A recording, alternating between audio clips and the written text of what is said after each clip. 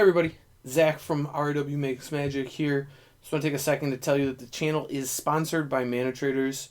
It lets me rent the decks and play all the different formats for the people on the channel, which is tough to do without the help from this. So we really appreciate it from them. But I wanted to let you guys know that we have, Mana Traders has a $15,000 legacy tournament this month, and that's insane. You don't find those prizes anywhere right now.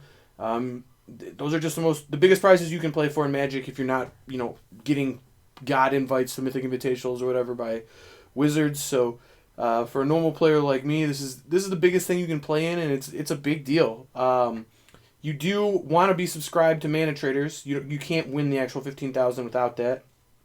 And if you want to sign up, you can use code A22EN at checkout and get a subscription to Mana Traders, be able to rent all the cards you want for Magic Online, and start winning that 15K now. Hey everybody, Connor here for another episode of Making Magic Happen, brought to you by RIW Hobbies and Games in Livonia, Michigan. And today we are back for some more Lotus. Now you may notice that my surroundings look a little bit different. I got a haircut. This past week I moved back home to Michigan. It was good to see the family, spend some time here for Thanksgiving, and hopefully with my semester wrapping up I'll be able to produce a lot more Lotus content for y'all. So, for those of you who may not have seen, we're playing a list that is based off of what Bryant Cook used to win the this is Pioneer. The Pioneer Challenge a couple weeks ago. The biggest change to the deck is one copy of Mastermind's Acquisition. Now what this does, it essentially serves as Fae of Wishes number 4. It can get cards out of the sideboard, but it can also get a card from our main deck. Now, the biggest reason that we like this is that post-board, a lot of decks want to use effects like Unmoored Ego or Necromentia or Slaughter Games to take the Fae of Wishes out of our deck, and some decks like 5-color Niv Mizzet can do that in game 1. And when they do that, we have a much harder time winning, but Mastermind's Acquisition means that we just still have a way to get all the cards out of our sideboard. A few more changes to the deck are we've added 2 Baral, Chief of Compliance. I've been very impressed with this card. Lets us go off from some tough spots, sometimes on turn 4s, and sometimes after we cast Peer into the Abyss. Now, Bryant didn't have Peer into the Abyss. He thought that it was kind of nonsense. I really like this card. I think that if you ever resolve it, you basically win the game on the spot. And a lot of the games that I felt like a lot of games I would go off and then fizzle partway through, and so I'm putting 1 Peer back in just so that we always have that I win button, especially when we have Mastermind's Acquisition that can get our copy from the main deck. I'm playing 1 copy of Niv Mizzet Perun because right now, the biggest decks in Pioneer are counterspell based. They're either Omnath ramp decks that play a lot of counter magic. They are Wilderness Reclamation decks, whether they be Sultai or 4-color. Usually those include Omnath as well. And those are kind of the decks to beat in the format right now. We're not seeing a whole lot of... Oh, sorry about that. Just clicked over there. We're not seeing a whole lot of Burn anymore. It's still around, but you're not going to play it 2 or 3 times in a single event like it was the case in the last 2-3 weeks. So, happy to see that. Other than that, the list is pretty stock. Something that Baral does really well is it makes me very impressed with Balagad Recovery. I didn't love this card before. It was fine. It was obviously good in the deck, but it felt like a placeholder. Now it feels like it's a real player. So what that does is it makes Balagad Recovery plus Hidden Strings just plus 3 mana. Makes Balagad Recovery recurring pour over the pages just a free Ancestral Recall that costs 0 mana. Now, I have made some changes to the sideboard. The new kill, Bryant moved away from Jace and onto Omniscience plus Approach of the Second Sun. And this is a change that I've really liked. Without Tome Scour plus Underworld Breach, sometimes we have some trouble getting all of our cards into our graveyard. And that also opens up some, I'm going to say some not great opportunities for our opponents. It doesn't come up very often, but occasionally our opponents will be able to kill a Jace with the trigger on the stack with something like a Hero's Downfall or a Murderous Rider. And Approach of the Second Sun doesn't let them do that. We just get Omniscience. Sometimes we use Balagad Recovery to recur a Fae of Wishes that we've milled over or something like that. And then we just cast Dig Through Time, or we cast a couple of card draw spells, and then we approach again. I have 2 sweepers right now, Shatter the Sky and Anger of the Gods. Anger's just pretty standard. Shatter is Shatter's really good against the white-black aura decks that have been seeing play lately. So I've really liked having this. White-black auras is kind of on the upswing. It's the more popular Lotus deck over Burn right now, so happy to have this. Tormod's Crypt is here for oops. If we ever get to cast one of our tutors, either Fae of Wishes or Mastermind's Acquisition, and put Tormod's Crypt on the table before they go off, they're not really able to win. They don't really do anything that can, beat a Tormod's Crypt other than just hard casting their creatures, their prized amalgams, and their silver smoke ghouls, and we're very capable of beating that game plan. I do have a Peer into the Abyss just in case we ever need to grant it for a card draw spell. Ugin cleans up the mid-range matchups. Wilt is something that's good against Eidolon, and also if anyone just has Damping Spheres lying around. Thought Distortions and Shifting Ceratops are for all of the blue control decks. Shifting Ceratops is really good at attacking planeswalkers like Narset and Big Teferi, things like that. Alpine Moon is obviously for the mirror. The Mizzet Perun is, again, for all of these control decks, and a threat that we get to board in when it gets a lot harder to win through normal means, post-board, through Mystical Disputes, through Unmoored Egos, and things like that.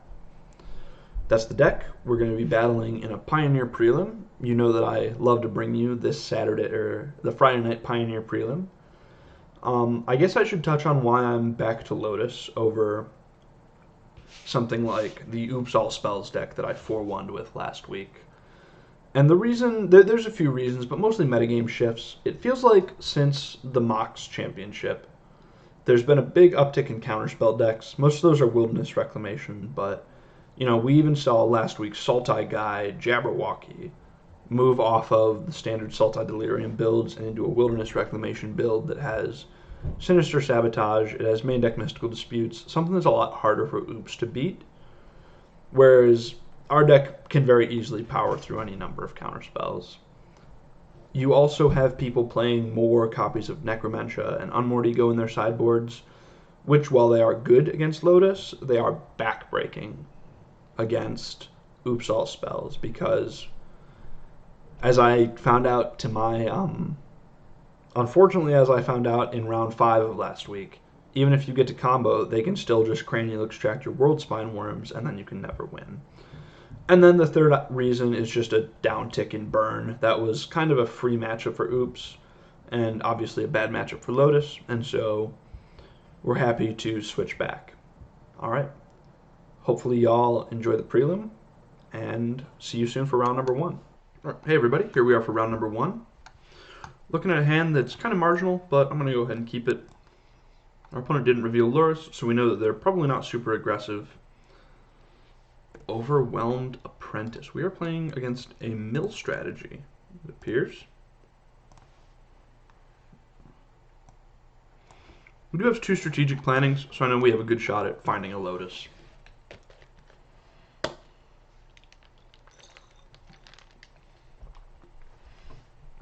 I didn't know that the mill was a viable strategy in Pioneer. I guess we'll see. I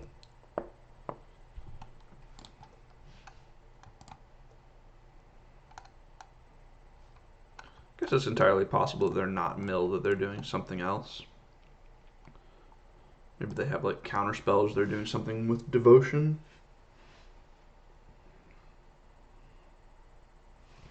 Yeah, this looks more like the blue devotion decks. Merfolk Trickster, huh? I mean, opponent's getting a clock in play. I don't know if it's going to be a fast enough clock, but our hand is pretty slow, so it may end up being. We do have Blast Zone as a way to interact, so that's something.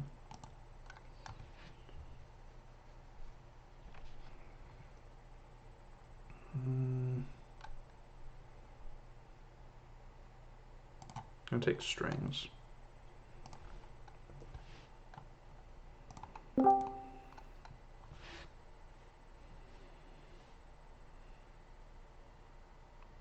think it's likely that we'll want to sweep this board up with an Anger or Shatter the Sky or something similar to that. I think that taking strings might let us resolve Ugin a little bit down the line. I think that with us already having this Fae and this planning, that I'd like to try to maximize our mana. Alright.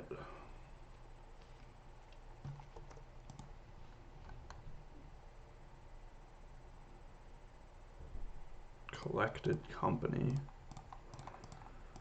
Alright, well, I'm probably going to have to give it my best shot to win the game next turn.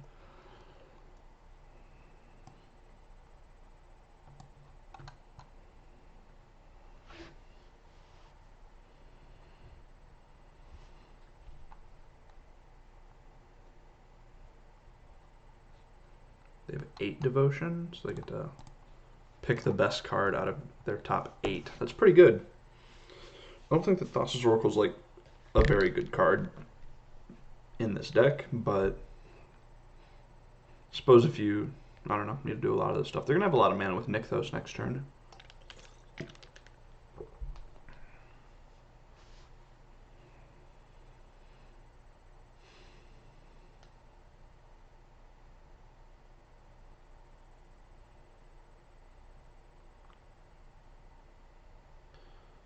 Suppose there's lots to think about. Gadwick is a very bad Collected Company hit. This card is really powerful. Not very good against us, but Pioneer's been very grindy lately, so just having a draw X spell when the format is the way it is probably pretty good. A lot of Omnath Uro piles going around. A lot of Wilderness Reclamation decks, a lot of counter spells going around, so this makes sense. Especially in a deck that can play a little bit at instant speed. Opponent taking their time here.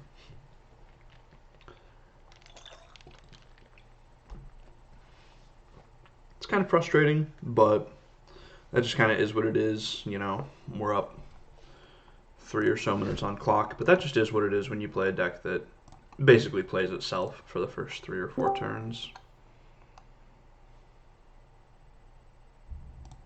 Alright. So it looks like they're not trying to mill us. They're just trying to get devotion, I guess. I'm not really sure what this card is doing in their deck. Just a 1-drop does not seem the best.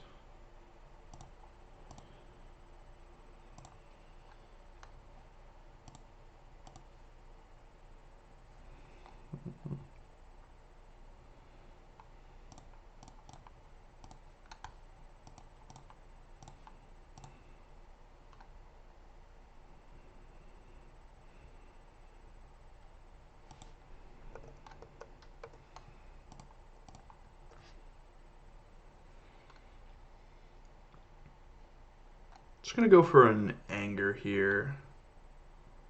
I think. Yeah, let's just go for anger. It's possible that I'm supposed to just get Ugin there. Probable that I'm supposed to just get Ugin there, I think. That doesn't leave me with any other mana, and I'm guessing that this is going to get countered somehow. So 1, 2, 3, 4, 5. Sure.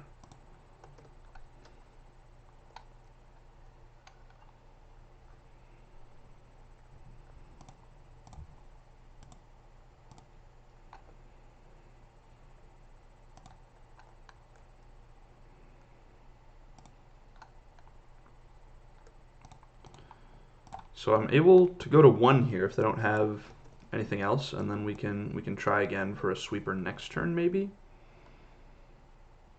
No, we won't. Oh, wow. Oh, yeah, I guess any blue spell just gives them lethal there. Okay. So against decks with counter spells, we're going to bring in Shifting Ceratops just because they have a lot of blue stuff. I'm going to bring in Niv Mizzet and a Thought Distortion, I think. We can probably shave on a couple Grazers, can shave a Balaged. Do we need the Thought Distortion? We probably don't. They're not heavy on counterspells, they're heavier on just things that play to the board.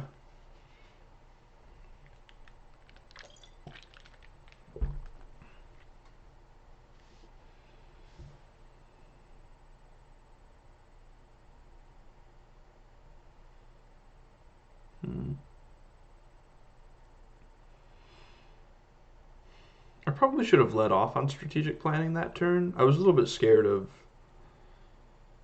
don't know if, no, that wouldn't have played a censor at all. So, yeah, I probably should have started with planning just to see if I found a pour over the pages or something like that. That would have probably been a better play.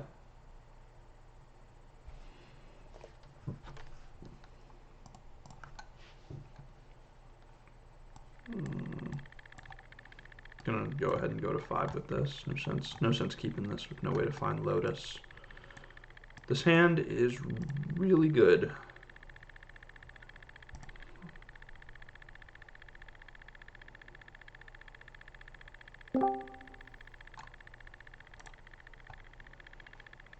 Yep, I think that this is what I want to do. It's possible that's wrong and I'm just supposed to keep Baral. I could see that being true. Or that I'm just supposed to bottom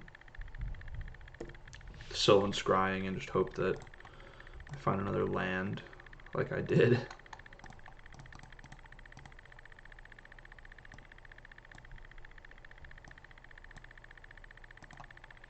I'll take Fae of Wishes here just because I don't have any other payoff. Rune Crab is a really interesting one. I'm gonna be honest, I'm not entirely sure why this is.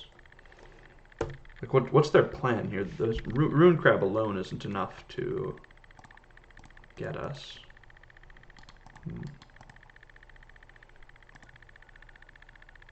I could just play this Dig Through Time. But I don't want to play into something like a Censor. I'm just going to cast Sylvan Scrying. It's possible that this baits out a counterspell.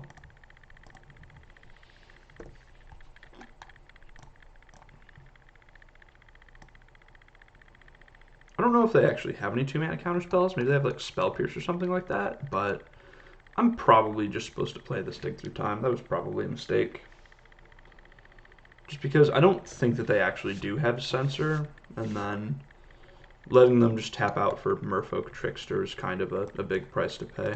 So definitely think that letting them use their mana to impact the board and start clocking us rather than making them spend it. Yeah, don't think that was correct, but here we are. Another Trickster.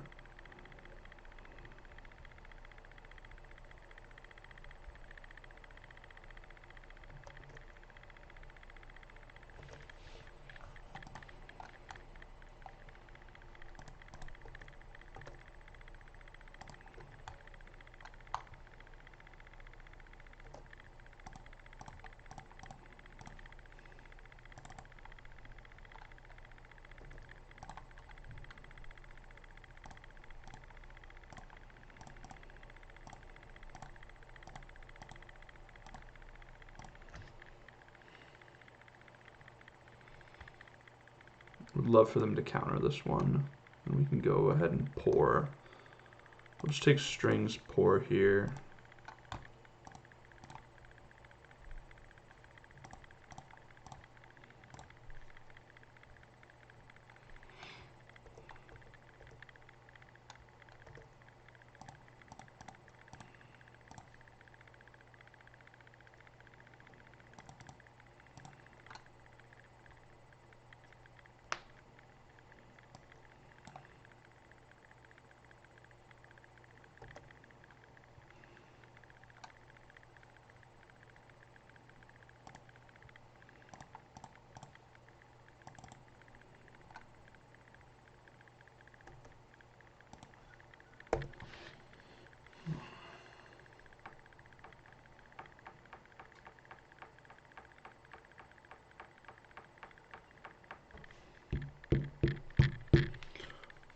I didn't need to play the strings there, I don't think. Yeah, I didn't need to.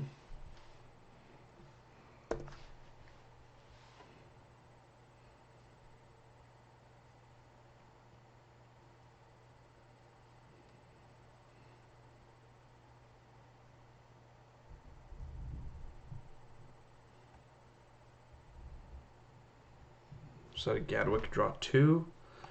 So they definitely have another Wizard's Retort.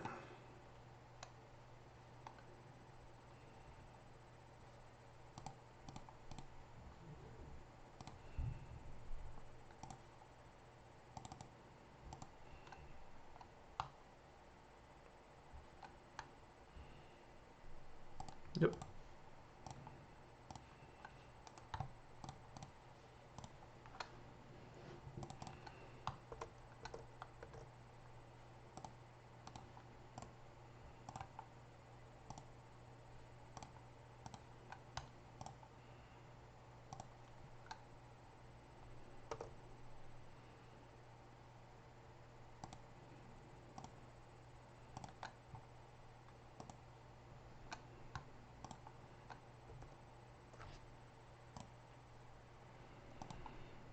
As much as I love hidden strings, it's not really what we need right now.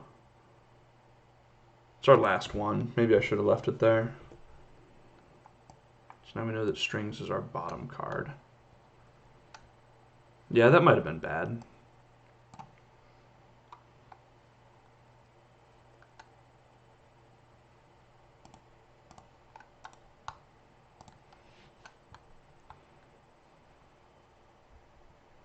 That's a good one.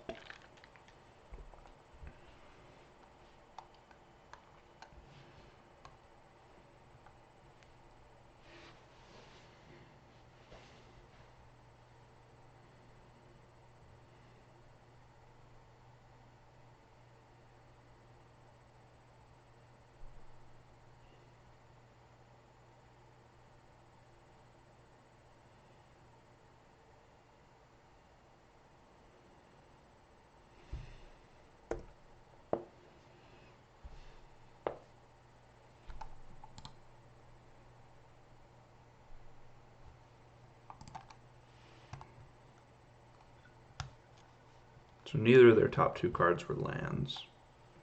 I suppose Risen Reef plus Ruin Crab is a pretty solid combo.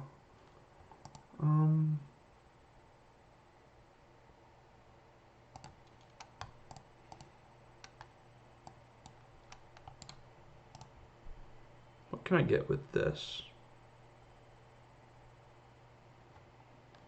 Could get Balagad Recovery. What does Balagad Recovery do for me? Actually, why don't I just cast Granted and see what I find off of the Nib Mizzet trigger. Just found a land.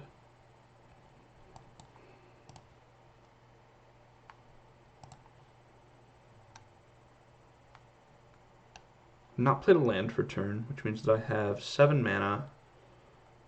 Could Balagad Recovery and just get Dig Through Time? Is that better than just taking Peer into the Abyss? Probably not.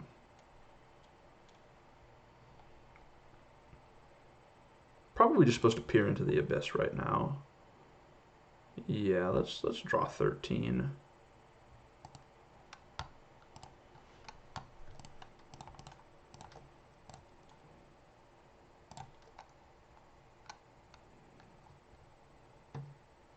Actually, wait, this is just lethal, right? So then, if I shoot them,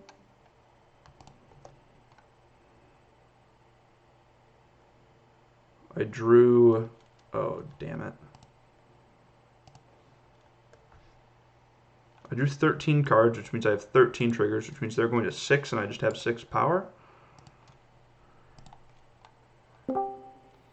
Okay, love that.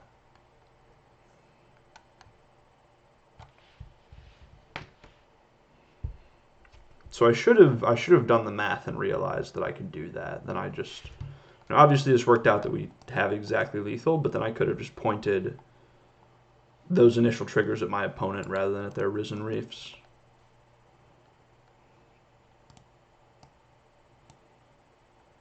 All right, kind of a roundabout way to win, but we got there with Nib Mizzet triggers, and we get to go to a game 3. Do I want to change anything up on the draw? I think the big question is, do I want Arboreal Grazers? I think that I do. Yeah, I think that I just want to submit this. I think that the Arboreal Grazers are good, but Do I even want shifting? Does shifting Ceratops do anything? It just like blocks stuff. Does that matter? I think I would just rather have Arboreal Grazer, honestly.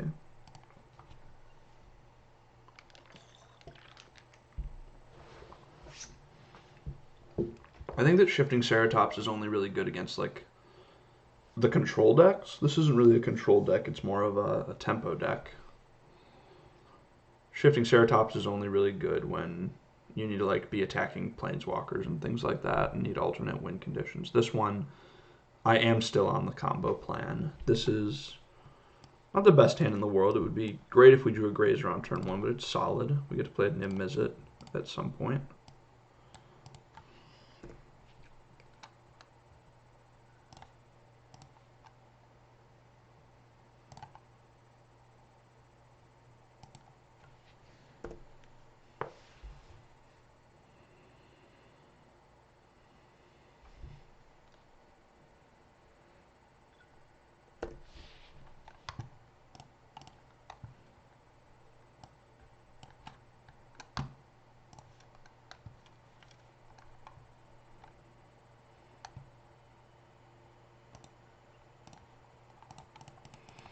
We'll just go ahead and get our Lotus here.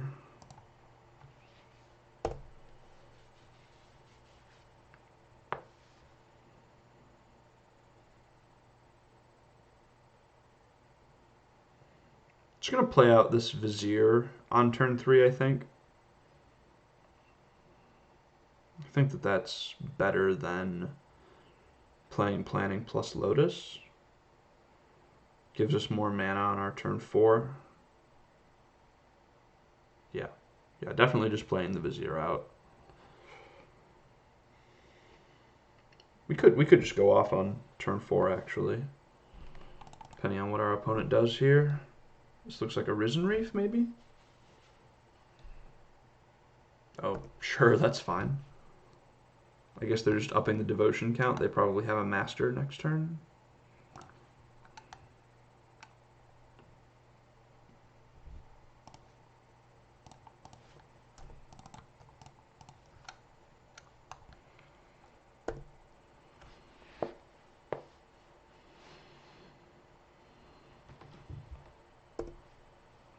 Hopefully they just tap out for master here. Nykthos is really good. Nykthos is really good.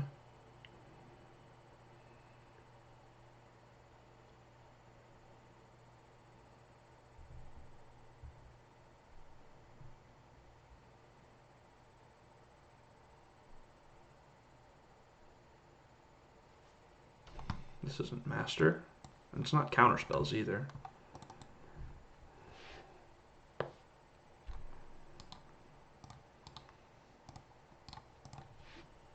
Okay. Do you have another Thassa's Oracle after this? That would be my best guess. Really like seeing this Overwhelmed Apprentice. Makes our dig through times later on better. So I'm going to have 6 mana, 10 mana. Alright. I'm going to be in a good spot this upcoming turn. Can do some work with Niv-Mizzet. Oh, Petty Theft is really good. Gross.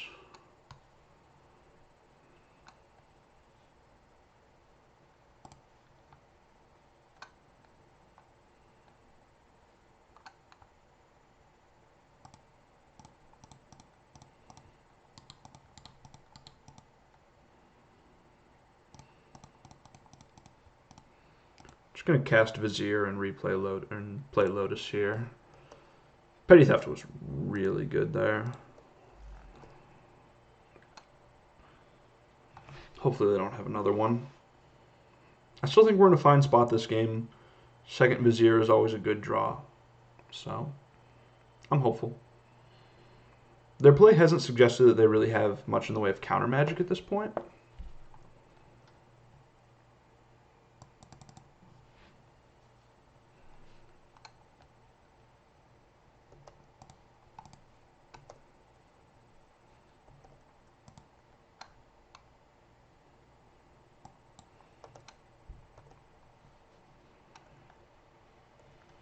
This, however, does.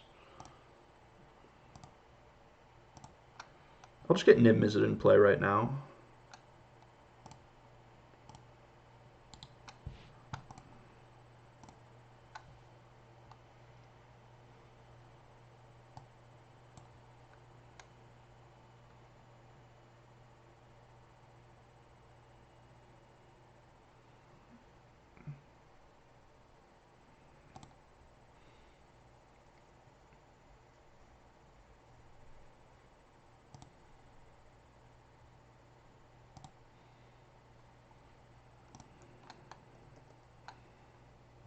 That's alright.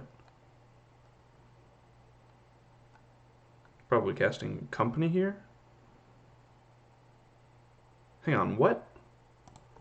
Oh, they're playing the Brazen Borrower side. I, for some reason, thought they were casting on their Petty Theft because I saw the target arrow on my Vizier. Alright, we're going to move to my second main to clear their mana pool, and then we're going to go for Nib Mizzet again.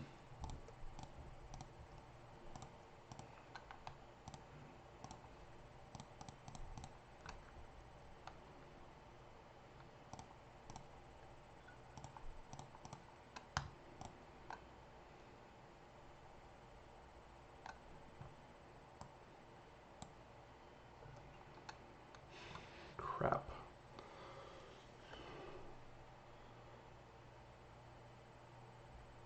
Alright, my opponent does not have lethal this turn. They're 2 points short. I don't know if we're going to be able to beat another counterspell, though. They've had a really good draw. Yep.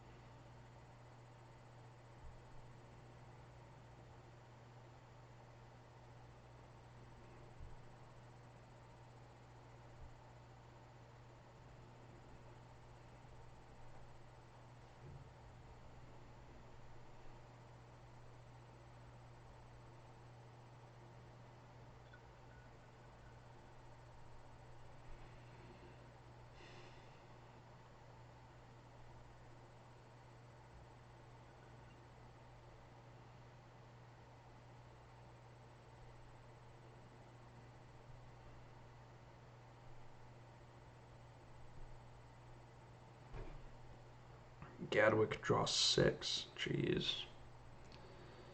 Alright, well, I assume that my opponent has Mystical Dispute. Oh, jeez. Okay. They definitely have a wizard, so probably dead at this point.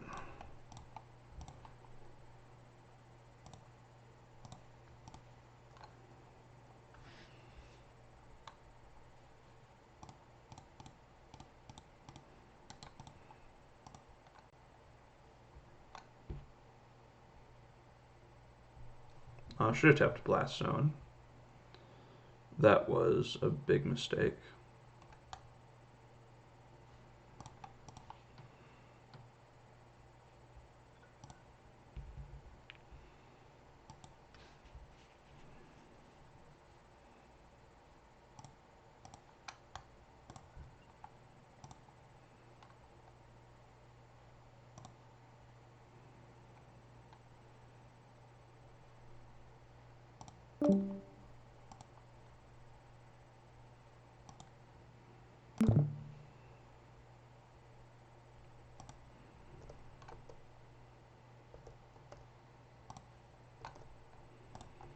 Yeah, I'm pretty sure we're just dead here.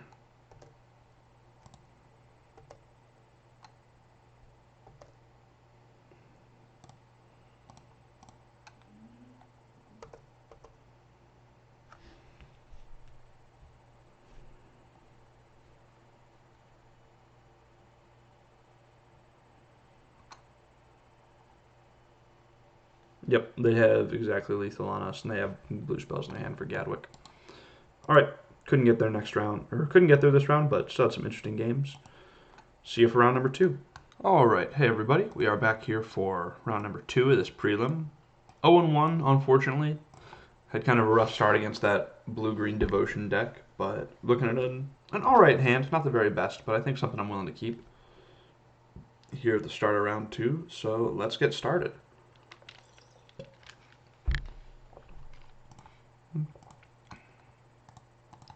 Our opponent revealed Lotus of the Dream Den. So they're likely on either Burn or Auras. Looks like Burn. We were hoping for Auras there. That's, the better matchup for us, but we do still have play against Burn. I'm going to just cast this Fae of Wishes out. Have it block the Swift Spear. Good draw there in Thespian stage. We're shaping up to have a pretty solid turn number 5 here.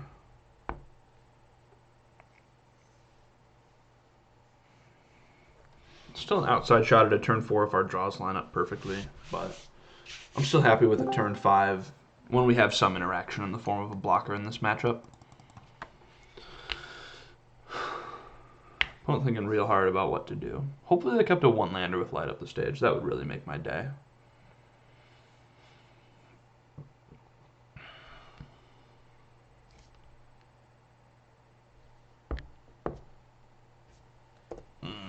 Eidolon is bad news bears.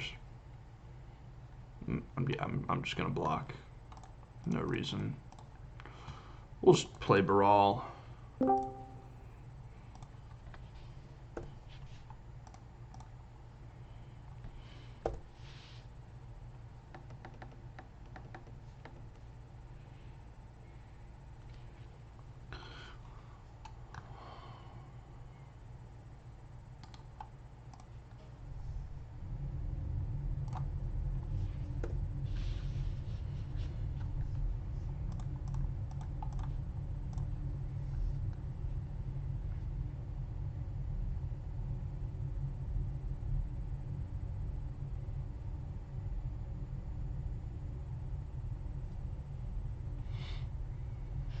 Yep, this makes sense. Which, we're fine with. This Baral cost us 2 life, but saved us 4 life. So ultimately a pretty good investment. And once we're actually going off, other than Hidden Strings, we don't have that many things that deal us damage.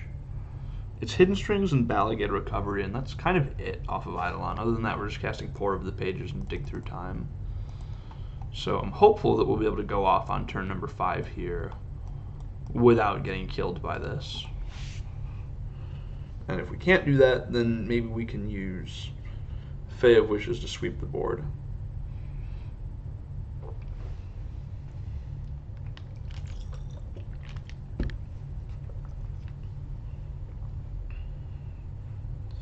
I'm not really sure what opponent's trying to pay costs for here. Oh, wow. Wonder why they didn't play that pre-combat. Really strange they didn't play that pre-combat. This card is not very good against us, just a 2-mana 2/2. Used to be really good when we had Underworld Breach, but I don't know if this is good against anything except for Uro nowadays.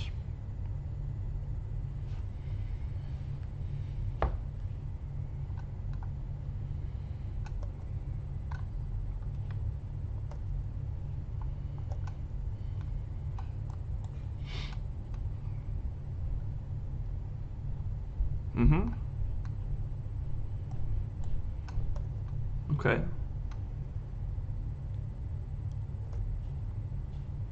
So we're going into this next turn with 7 mana.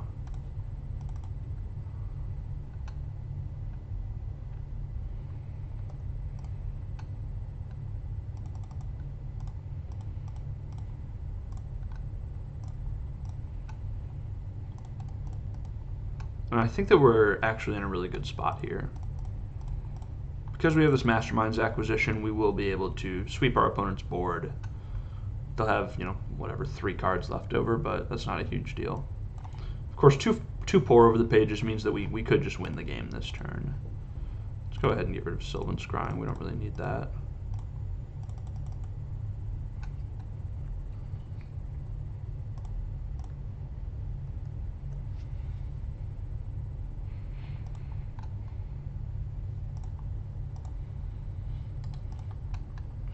Four, 10, 11, 15. Yeah, we just have a win here.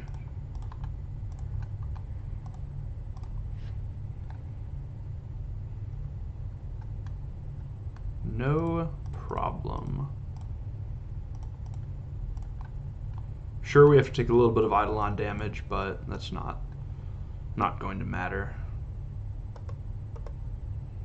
We will Cipher, just to be on the safe side.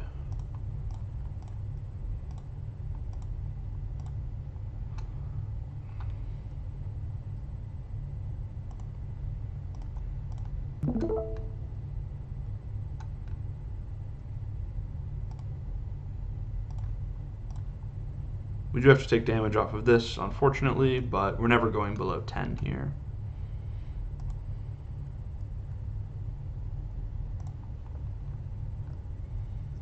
Go ahead and get Approach of the Second Sun, and then win the game.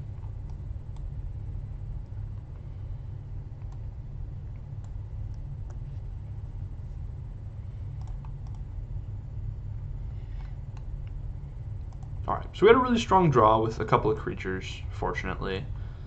Being on the play was nice too. We're going to see if we can go ahead and get one of the post-board games. My strategy right now is to bring in 2 copies of Wilt to hit Eidolon, 1 copy of Shatter the Sky. I cut the Niv-Mizzet and the Peer into the Abyss.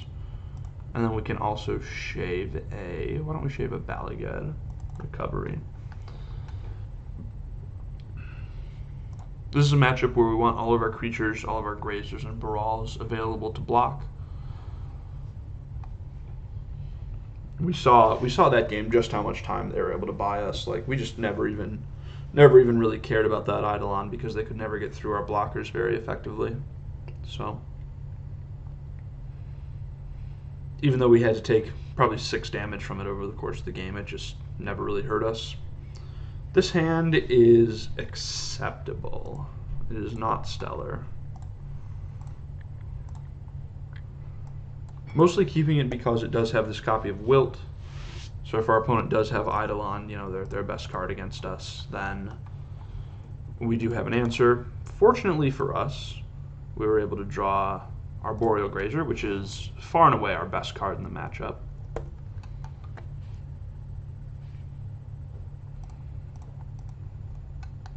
I am going to cast Sylvan Scrying here. I know it's not ideal to take Eidolon damage, but I think it's better than doing nothing.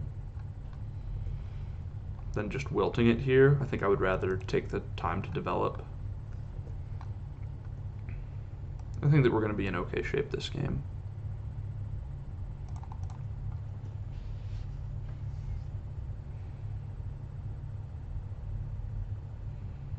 You wild slash. Okay, so you're wild slashing my Grazer. That's fine.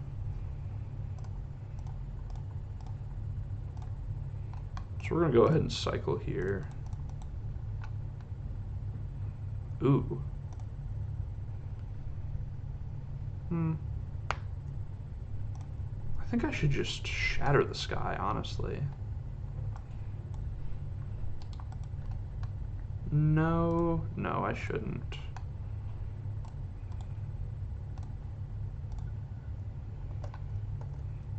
Maybe I'm supposed to. I don't know. This could be wrong. I could see this being wrong.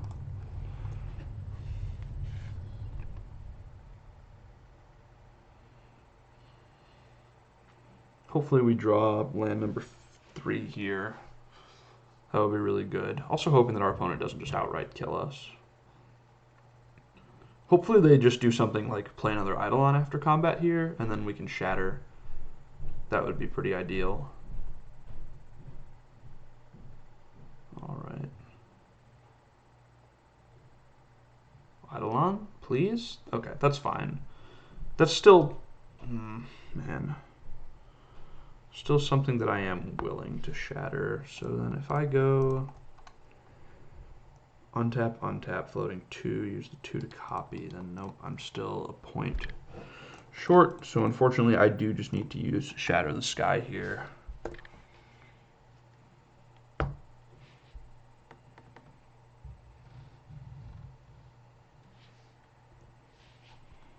Hopefully my opponent can't just win. Wizards, oh, okay, yep. Alright, so I made some questionable choices early on where I sacrificed some life for development. And it's possible that I shouldn't have done that. It's possible that I should have just made the play that saved me the most life.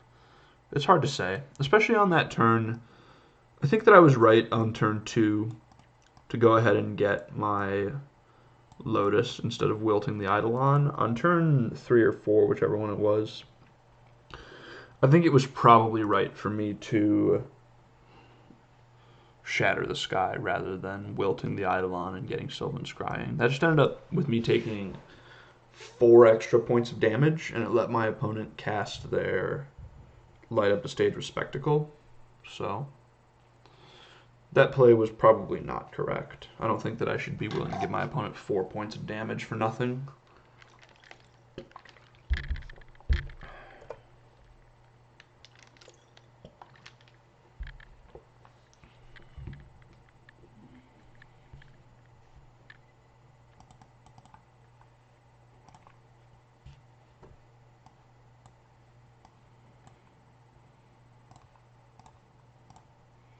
Hand is alright. We get to get our mana set up. We have Fae of Wishes to block on turn number 2, so we do have a plan.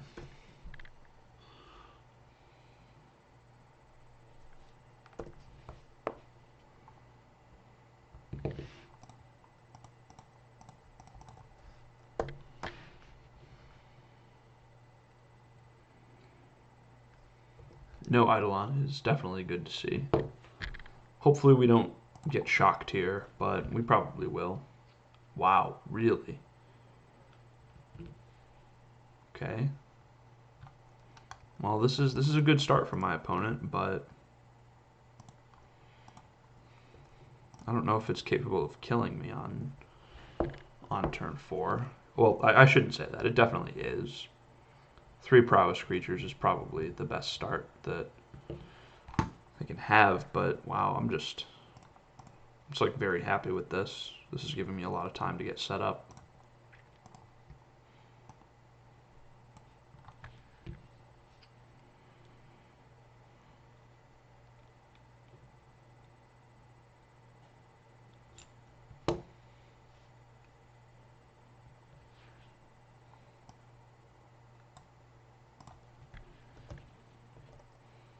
Best draw at this point is Hidden Strings, but either way, if my opponent just dumps out those 2 creatures here, then we're just able to anger it all away next turn. So I'm still feeling like we're in fine shape. We're going to be at 12 and our opponent's going to have an empty battlefield. And I'll get to draw some cards off of this pour. I don't even have to, actually.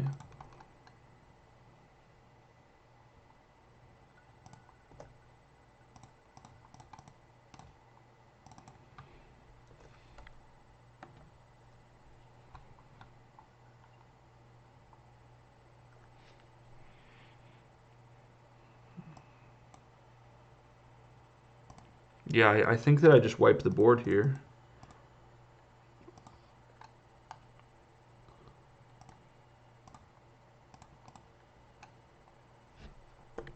No attacks. Opponent could have haste creatures. Such as Monastery Swiftspear. How about that? Wow. Alright, well. We're still in a good spot here.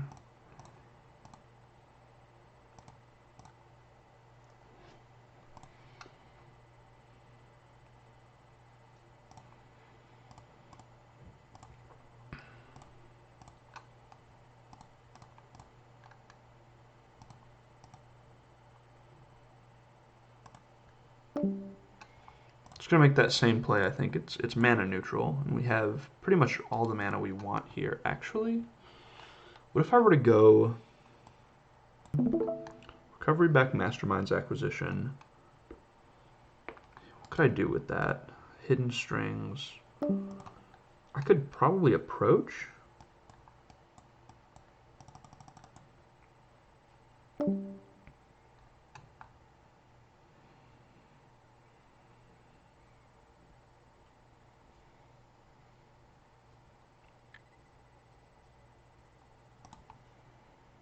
I think I would rather just... What if I were to peer into the abyss? So 2, 3, so this costs 5. I currently have 8 mana on the table. Down to 3 mana. Strings is plus 5. Yeah, I think I just go for the kill here. That puts me down to 6. And with 6, they can't kill me.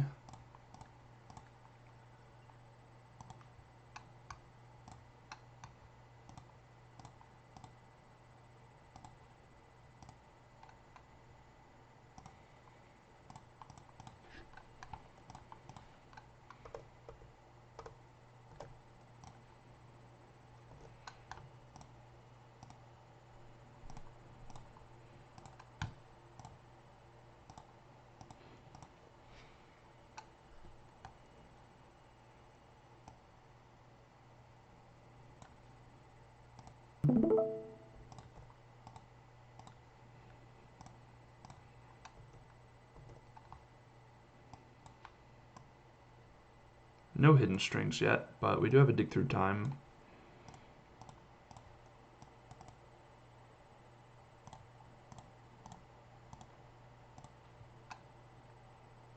Take strings, vizier.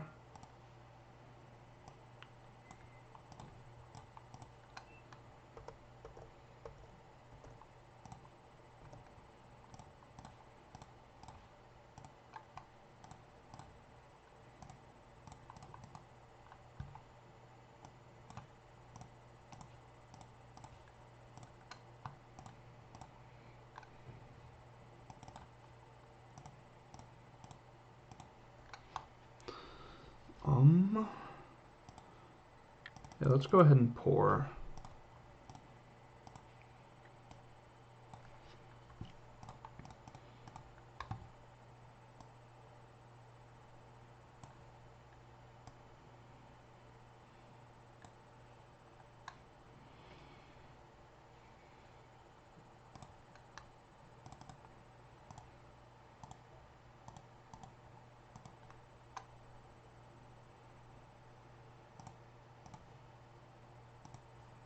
Alright, and that should be enough to do it. We get to make effectively infinite mana here.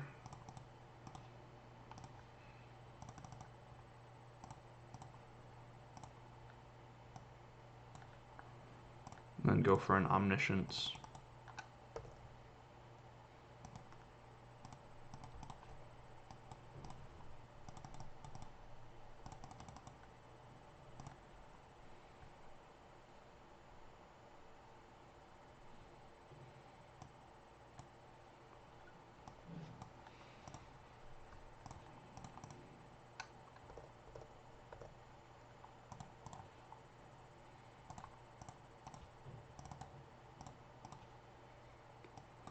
Use this Fae of Wishes to go ahead and get approach. And that'll do it.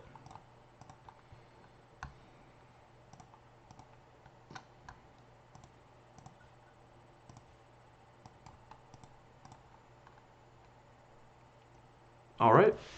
So, a little bit of questionable play in game number 2 there, but, you know, some interesting decisions and definitely some all-around interesting games. So, got lucky to get there in one of our worst matchups. Feeling good about how we're playing so far, other than that game 2, you know. I think we made some judgment calls that may have turned out to be wrong, but definitely still in this thing. We'll see you back for round number 3. Alright, back here for round number 3. Got a hand that's pretty easy mulligan, doesn't do a whole lot.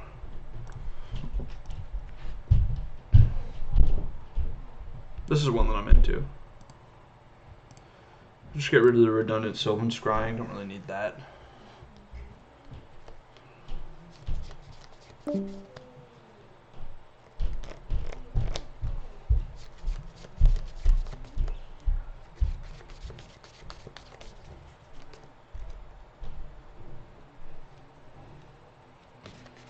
I'm just taking a little while on turn number 1 here.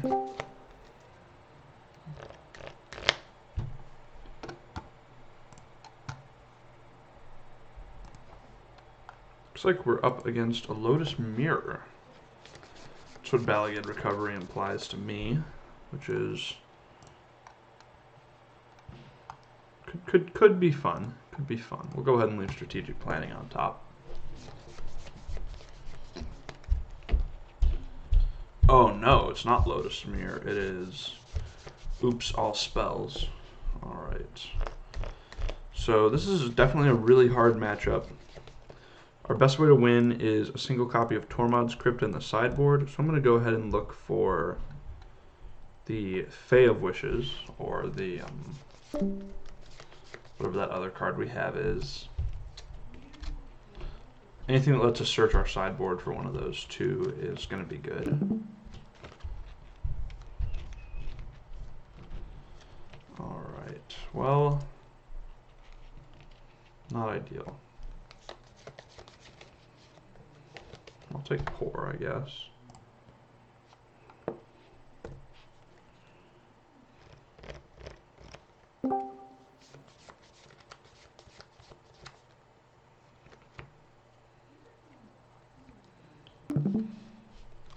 Oops All Spells is definitely still really powerful and probably going to be popular. We don't really need to keep playing anymore. We can't really win after they do their thing.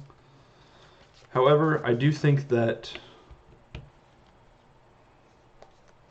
a lot of people are playing more and better ways to interact nowadays.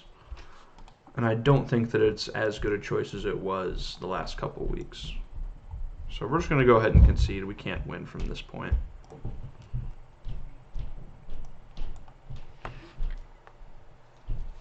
And we don't really have anything to board in. I guess I bring in a Shatter the Sky over a Nib Mizzet. And then we just try to go as fast as possible. Shatter the Sky, there are some niche situations where it can be good. It's not super likely, but it's possible.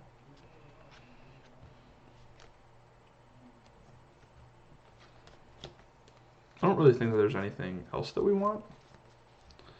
Not that I can think of anyways. I could see bringing in the second Pier, but I think that's just fine on our sideboard. Really just trying to go fast here and hope that they hit their fail rate.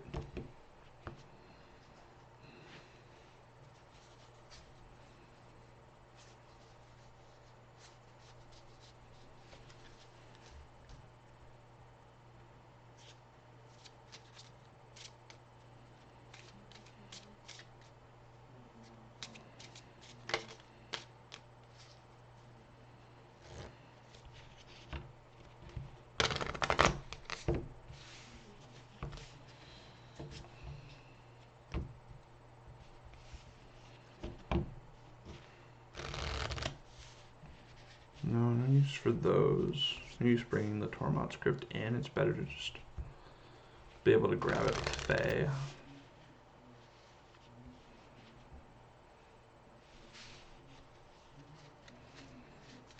Yeah, unfortunately not a whole lot to be done here.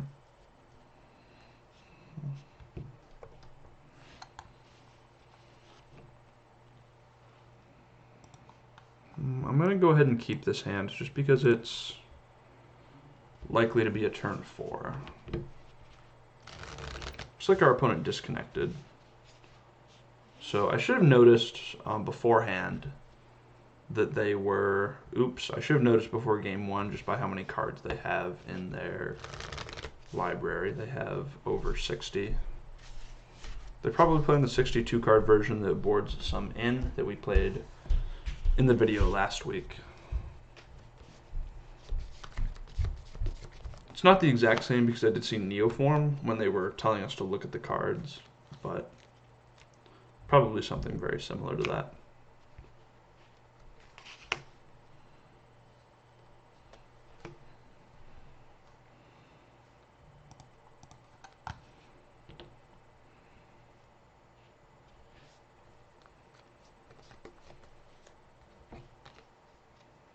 opponent's on a mulligan to 5.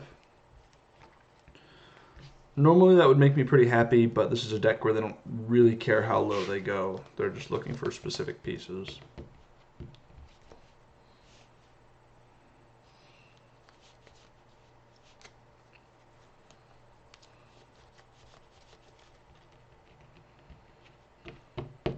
Alright, and they do end up keeping 5 cards. Hopefully we don't get Thoughtseized here. Thoughtseized would be pretty bad.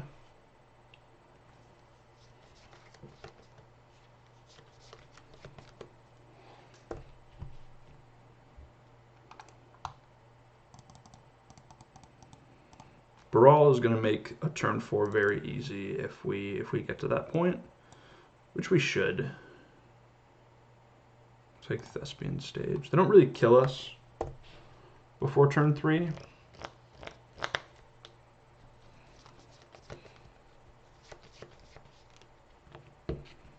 Alright, well luckily our hand is a little bit more redundant now. They're probably going to take Pour, and then we'll need to draw a payoff.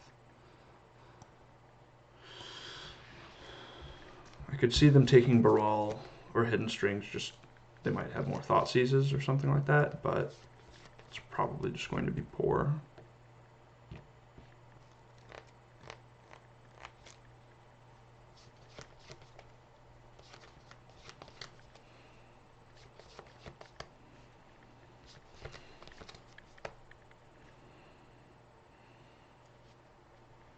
Yep.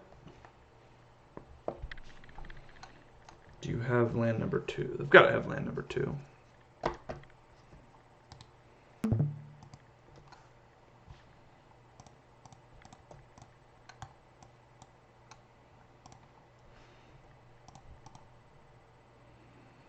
Alright, well, we're going to be rolling dice. They can't get us this turn, so we do have one more turn to look for things. That's not it. Just going to play Temple here. And Dig Through Time will hopefully be good enough.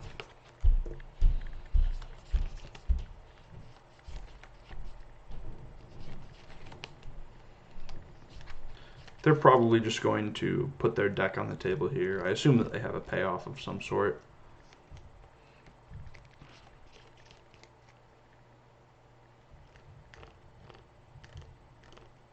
Yep, there we go. That'll find the Balustrade Spy. And then we're going to try to go off.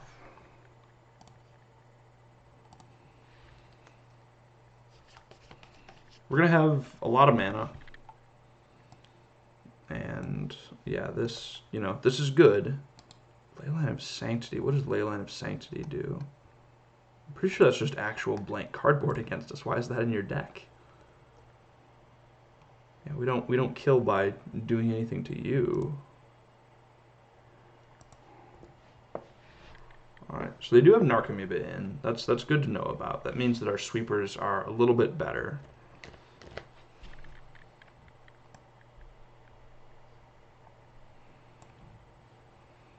Yeah. That card, Leyline of Sanctity, just like them having hexproof doesn't matter. I don't do anything that targets them. I just win with Approach of the Second Sun.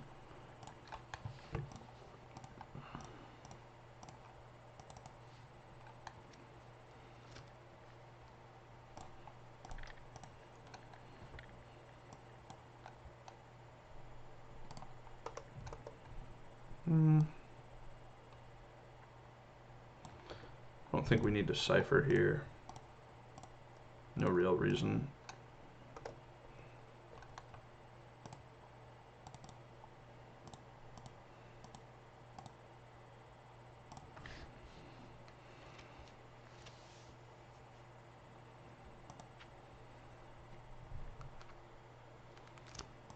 I think we take Pier. Probably doesn't matter what we take afterwards. Let's take Pier Planning.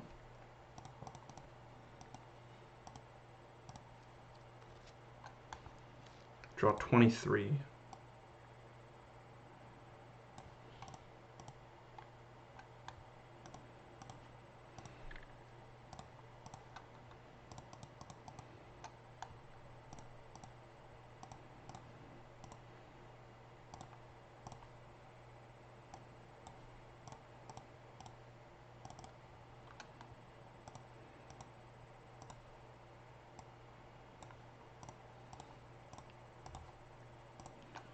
Alright, now the goal is to get up to 13 mana.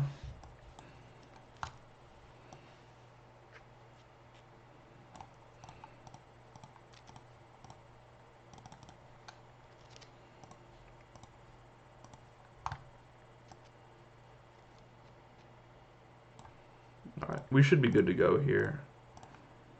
With these Bala Ged recoveries, we can just recur Hidden Strings, which is plus, I'm pretty sure that's plus 3 mana.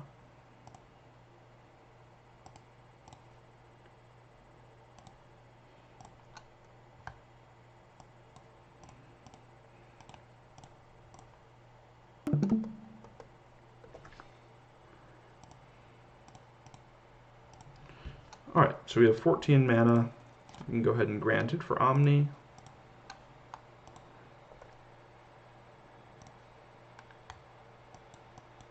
Omniscience.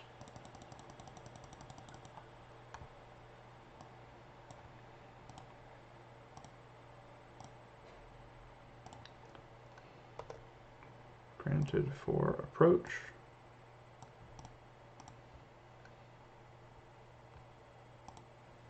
And then dig through time. Alright, so we were able to get there this game. Gonna be on the draw for game number 3. And is there anything that I want to change there? I think the only thing that I would change on the draw is swapping out Anger for Shatter. And then calling that good.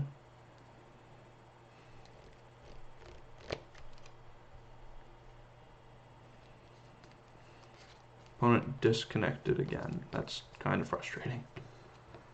Not sure if this is something that happens at the start of all of their games or what's up, but hopefully they are back quickly.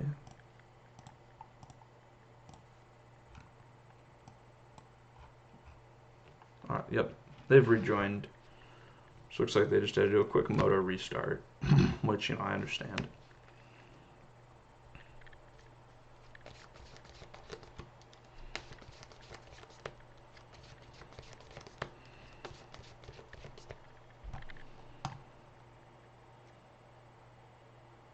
Hand does basically nothing. If this hand had a Lotus in it in place of basically any of these cards, I would keep. Any of these spells I would keep, but as it stands, we do have to put this one back. This hand is fine. It's not stellar, but I do think that we have to keep it.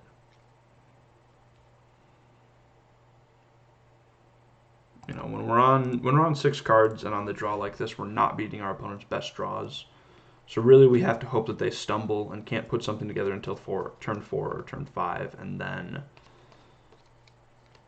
we just need to make sure that we don't hit our own fail rate. We need to hope that they hit theirs, and then see what we can do from there. Now, unfortunately, our opponent did mulligan to 5 again.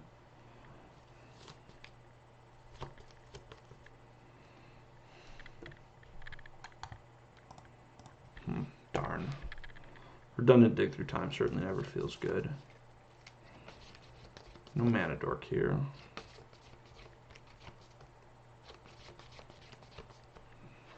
Alright. Pretty good, pretty good.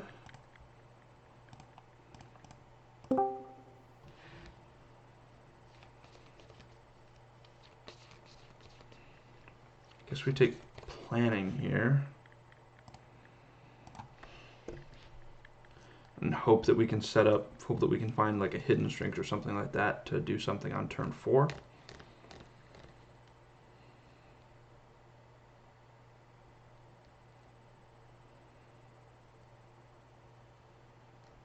Wow, Palaka we will take it. Yep. Not really sure what they'll probably take the Vizier here, to be completely honest.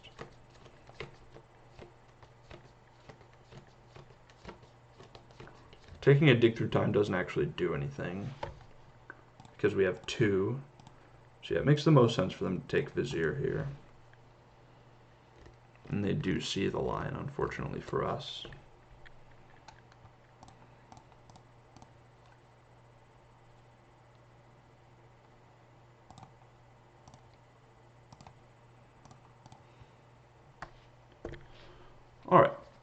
We're going to try to put something together next turn. If our opponent doesn't, I assume that they're playing a Balustrade Spy here. Yep. So this is going to be difficult, but we can do it. And they do still have the Narcomoeba, which means that a sweeper, if we can find our Anger of the Gods and cast our Anger of the Gods, we're going to be in really good shape to win the game. Or at least that's going to buy us time if they do choose to bring back this Narcomoeba. I wouldn't if I were them. I honestly think that having Narcomoeba in this matchup is a pretty big mistake. But that is what it is.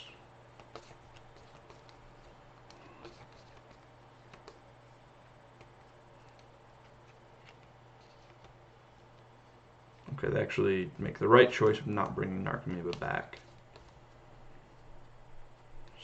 So we have to find something pretty good here. It's not going to be easy.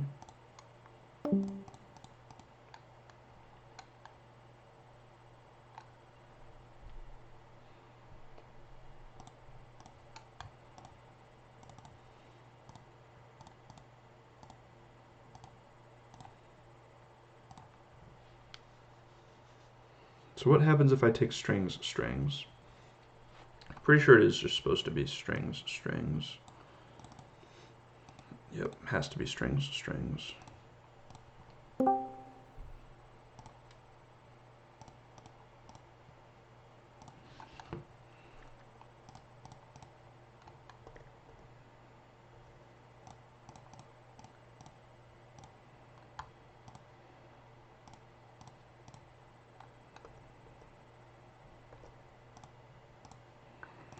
Alright, a pour would be an excellent find here.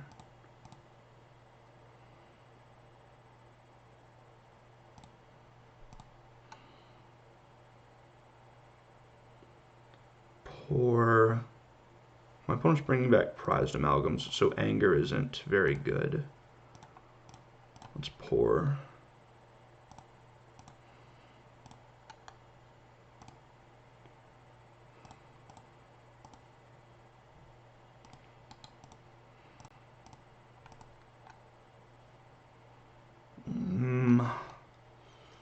Jeez, okay.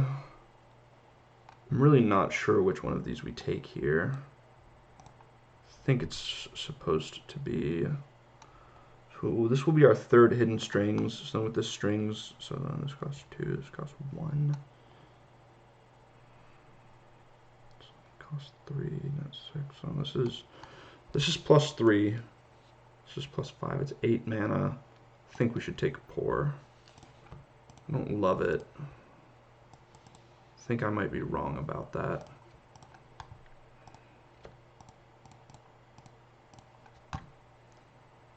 But I think it's the highest upside.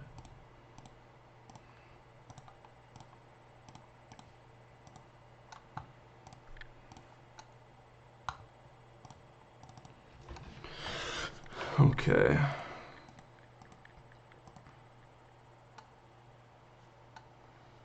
Okay, so if we take Poor Fae, what can we do?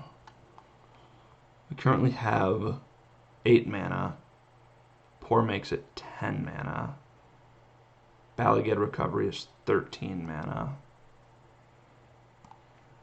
So we're going to take Poor Fae. We do need to hit something off of this Poor.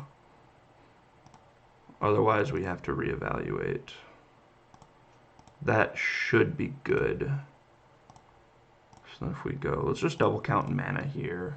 So this is 10 mana, Balaged Recovery. It's going to cost that much.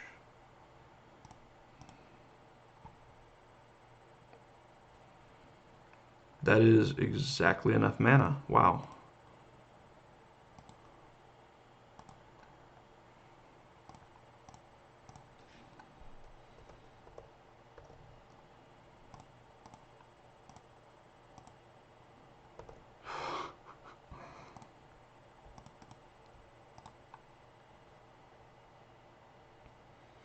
I guess we do still need to find something. another Fey does do it. If we go granted, yes, get approach, then our second Fey can grab peer into the abyss. Now, if we didn't hit anything off of that strategic planning, we were still just going to grab peer into the abyss, and we would have been fine, but it would have been harder. Like there's a very small chance of failure then, but we were able to get there. It was looking pretty bad coming into this turn 4, but we drew really, really well, and we're able to get there. So we're 2-1 now, and I'll see you back here for round number 4. All right, hey y'all, back here for round number 4. We're playing against Bolivo. This is Tiago Saporito. He's going to be playing, very likely to be on mono black aggro. His hand does not have a Lotus, so we're going to go ahead and mulligan. Solid hand otherwise, but not one that I'm really interested in keeping. This hand is better. Unfortunately, it got pretty hard by Thoughtseize, but it is what it is. You don't really beat Thoughtseize by mulliganing down further, so I'm going to go ahead and keep it. Tiago's also on a mulligan. We do like strategic planning, so I'll go ahead and leave that on top.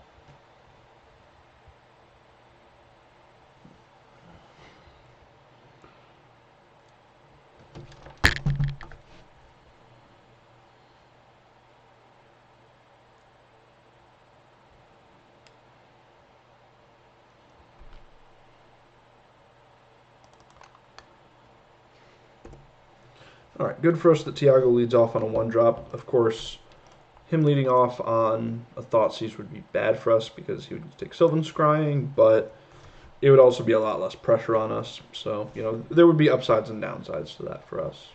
But 1-drop is, the best start that he can have. Trying to have that every game with 12 of them in the deck. Or something like that anyways. I don't know the exact numbers nowadays. All right.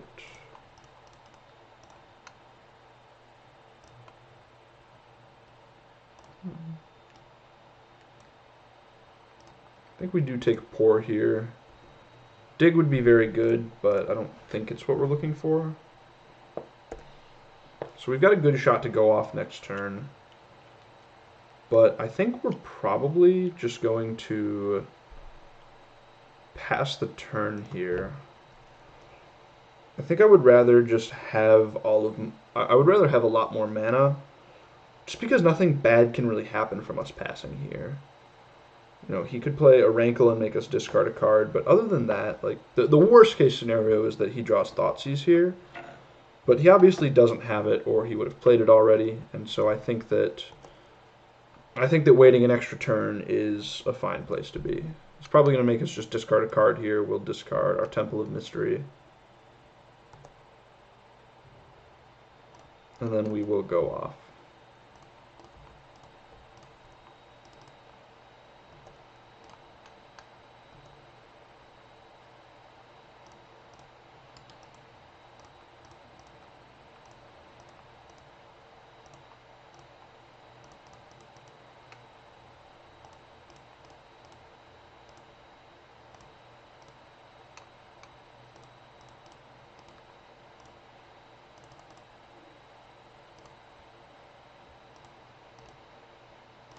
Alright, pretty solid.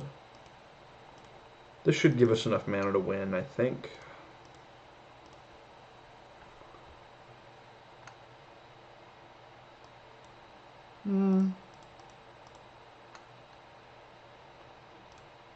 Yeah.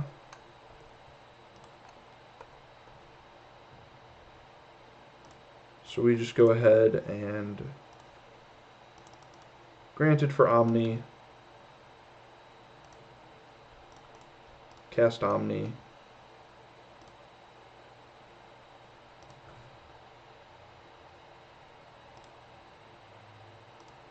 Acquisition for Approach. Cast Approach. Valley get Recovery, a Dig Through Time. Alright, and there we have it. Pretty easy turn 5. We could have gone for it last turn, but there was just really no reason to. We weren't under very much pressure at all. So there we have it. Let's see, for game number 2, actually going to take a second. I just want to double check and make sure that lists recently have not been playing Damping Spheres on the sideboard? I don't think they have, just because Lotus isn't really around very much right now.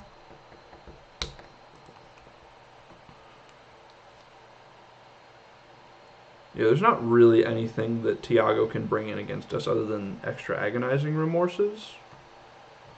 So, that being said, I'm just not going to do anything. I think that I could bring in a Sweeper, I suppose. Because there's not a whole lot of harm in that.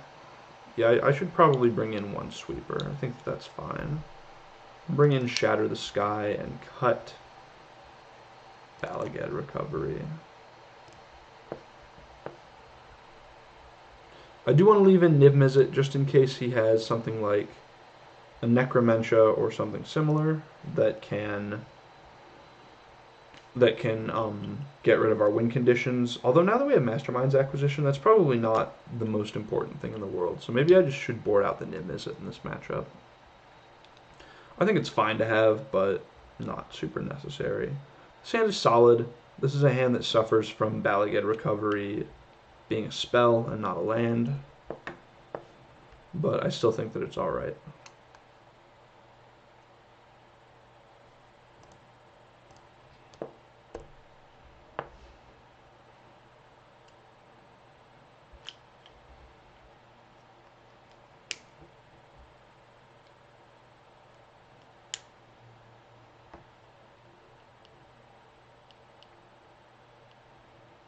Skyclave Shade, huh? That was pretty good. Just another Scrap Heap Scrounger, I suppose. Wow. We have all of the mana.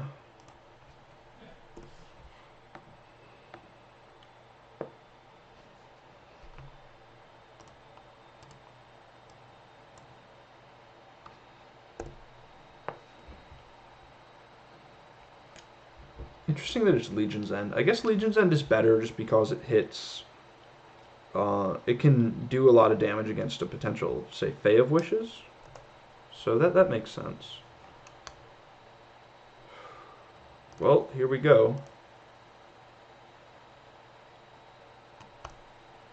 We're going to have all the mana in the world next turn, and we're going to need hope that strategic planning can get us there. I don't think that we can die this turn. Yeah, Rankle would mean 10 damage. We would just discard Sylvan Scrying. Alright, so it looks like Tiago's just gonna... Okay, so Thoughtseize away our strategic planning, which honestly really sucks. But we do have a turn to draw something, so hope we do. Take 10.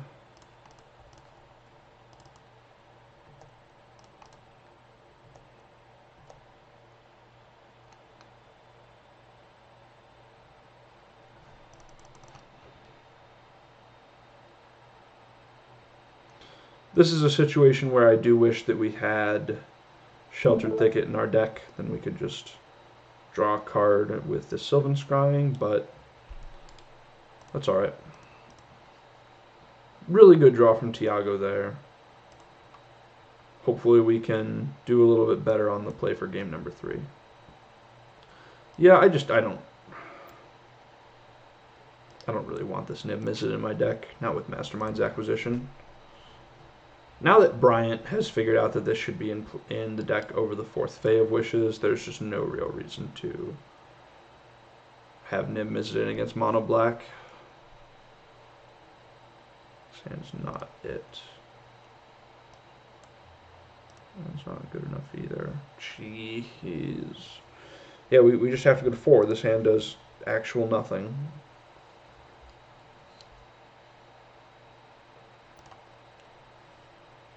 Yeah, I guess. It's really frustrating.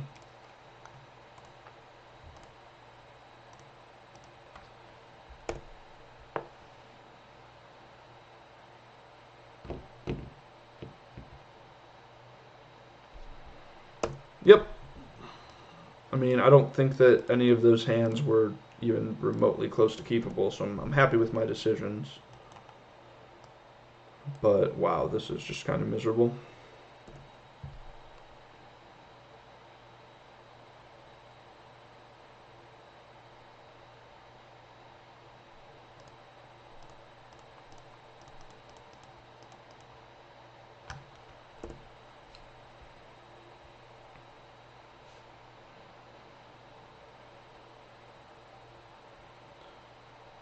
Probably taking 4 or 5 here. Yep.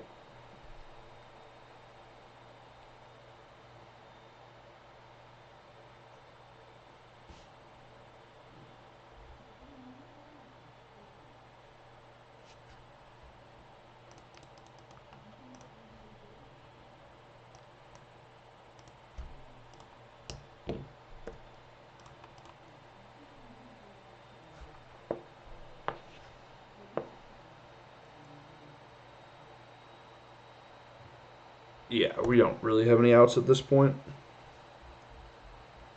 It would have to be some insane string of Viziers. We would have to like go all 4 Viziers into something. I don't even know what. It would have to be like a dig through time. Alright.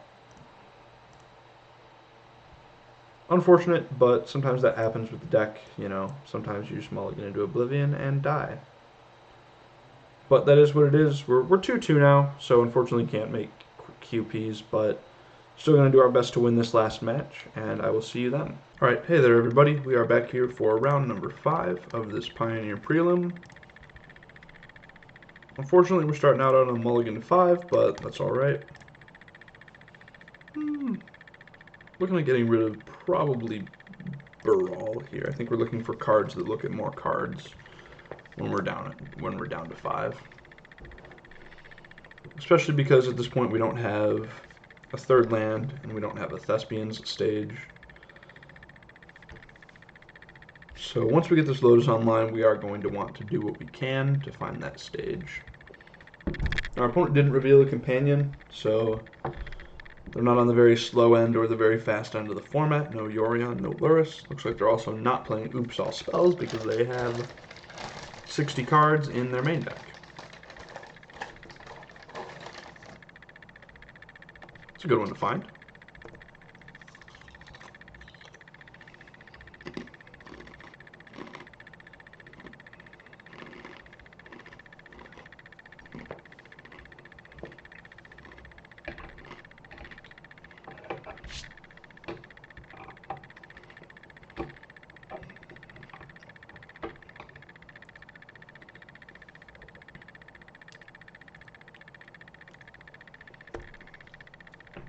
Looks like we're up against some sort of Reclamation deck.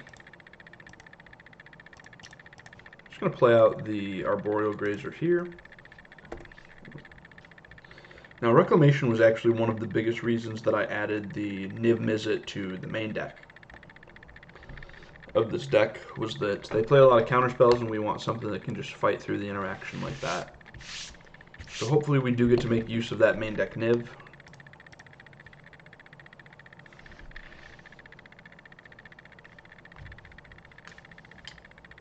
Our opponent does not hit their 3rd land drop. Wow, that's very good for us. Okay, I wonder if that was... Didn't look like it was a misclick. It looks like they just don't have one, so... Means their hand's probably pretty gassed up with spells, which is definitely scary. Let's just cycle... Yeah, I want to cycle Vizier here. I don't want my Vizier to get censored. Although, if they had Censor, they probably would have used it last turn. I was probably just supposed to hardcast Vizier there.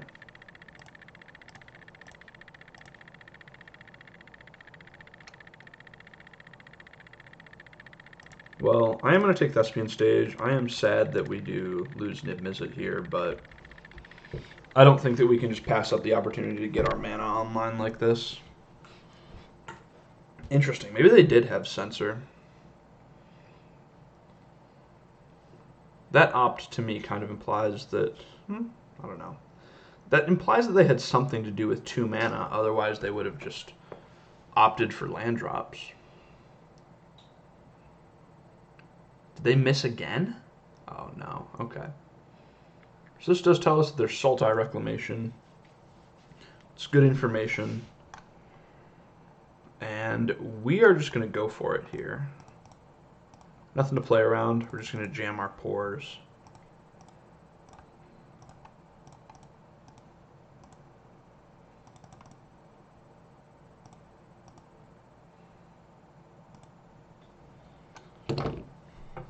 8 mana.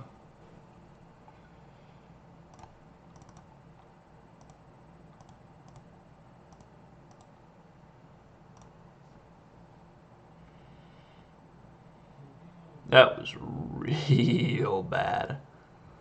I guess we're just taking Arboreal Grazer plus like Blast Zone, I guess. That was horrible. Here's what I think that we're gonna do. 6 mana. This is 7 mana.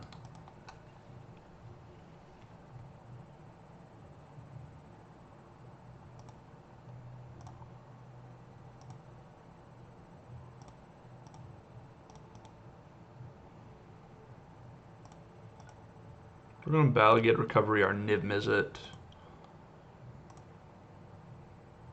Oh, I actually miscounted this. That's alright. Why don't we...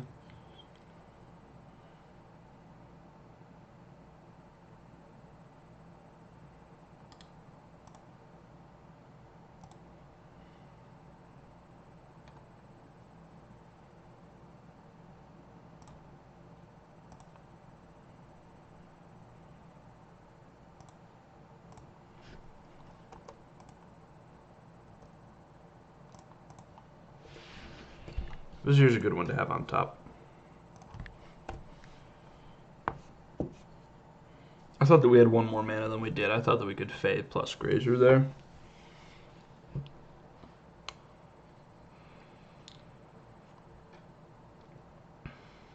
Regardless, resolving this Niv Mizzet should put us in a pretty good spot. Now, this may seem counterintuitive, but I am going to cycle Vizier first before we cast Niv Mizzet, and the reason that I'm going to do that is so that if we draw a spell, we can have priority first thing after Niv Mizzet resolves.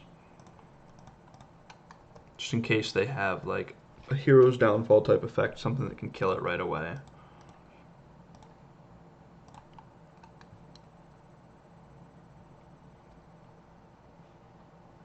Do you have Ether Gust? Or is this just a... what is this? Okay, that's fine.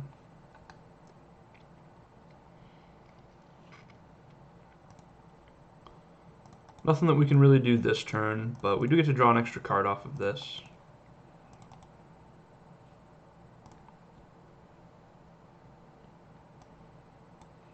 I guess we'll just take Temple of Mystery.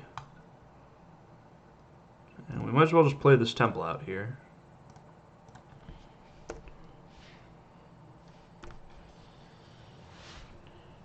So our opponent does get to escape Uro, but if we do untap with Niv Mizzet in play plus 10 mana, then I think that we're going to be in good shape. Really hoping to just draw something like Hidden Strings. That is very good. But Pier is a very good draw, so we should be in good shape for this game. You know, they're not going to have any important counter spells up. We do have to play around Mystical Dispute, but that is something that we can do.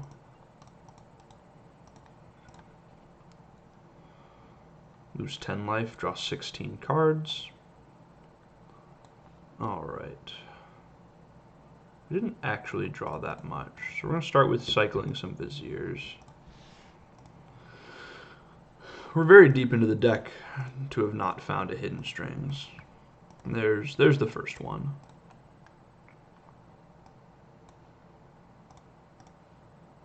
I'm going to start with Baral.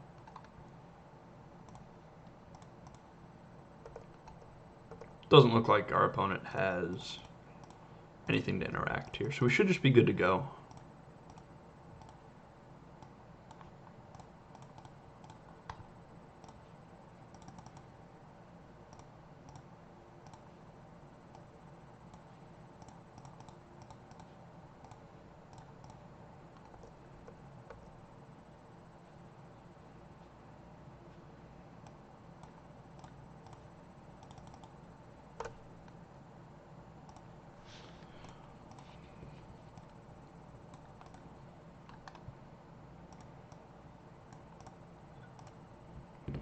We'll just go ahead and get our approach.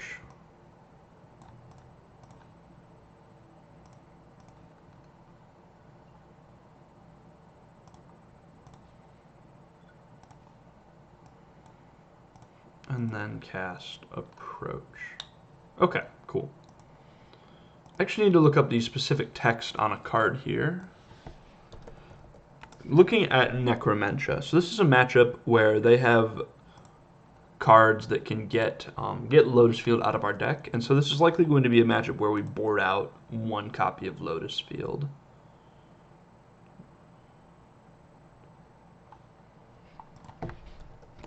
Just need to read. I know that they've been playing copies of Necromentia lately.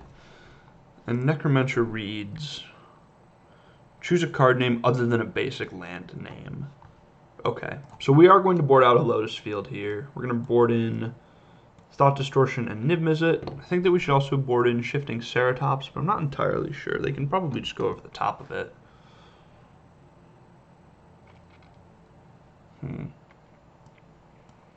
Let's board in Shifting Ceratops. Why not? The card that we're really worried about is Notion Thief, and so it's good to have a card that lets us get around that. So we're going to board out one copy of Lotus Field and 3 copies of Arboreal Grazer, just because this isn't a matchup where we're trying to be fast. Alright. So if they were to Necromentia or Unmortigo our Lotus Fields away, we could still grab one with Fae of Wishes or with Mastermind's Acquisition. So keep in mind when your opponent has cranial extraction effects like that they can name Lotus Field, and if they do that, then you aren't really able to win the game. Like, your plan is to attack with Barals and Viziers and Fae of Wishes, and that's just not beating anybody. So boarding out a Lotus Field is definitely a tough way to do it. It doesn't look good, but sometimes you got to do it. I dropped a cracker.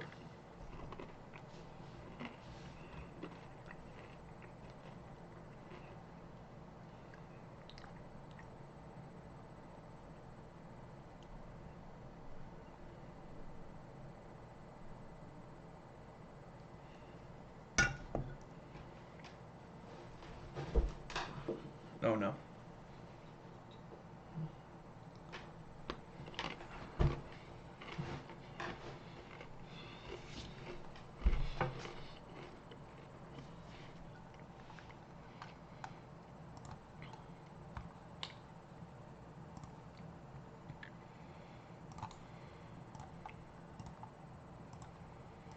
Alright, we've got our mana, we've got a powerful payoff, so I'm about this hand.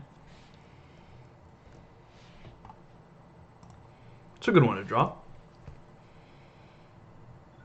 One of our opponent's best ways of fighting us, other than cranial extracting our Lotuses, is to just have a bunch of counterspells. So just having something that gets all the counterspells out of their hand. It also has the added benefit of making their Uros like a lot worse. We're just going to go ahead and planning right now. I doubt that they fight over this, but they might. Oh wow, they're just cycling to draw a card. That is a good sign for us.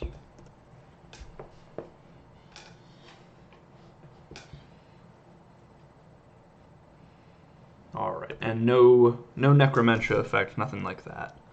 So our Lotus is good to go. Important, or something good to note, is that they're missing green mana here. Them cycling Shark Typhoon makes me think that they're short on lands, which would be really good for us. I hope that they are. Because if they're short on lands, then this Thought Distortion is going to get to nab a lot of spells.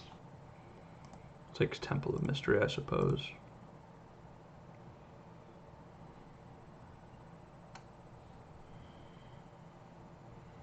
Another Shark Typhoon? You got it.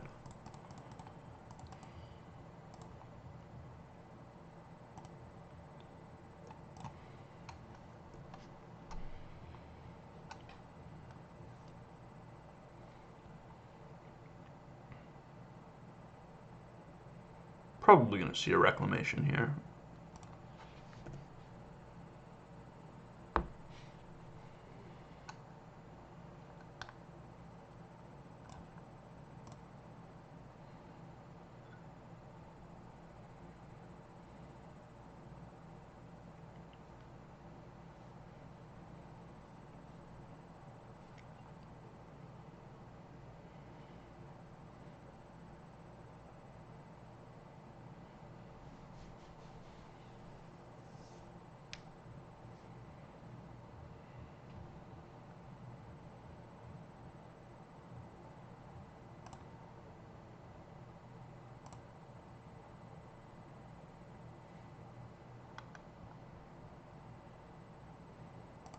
Notion Thief.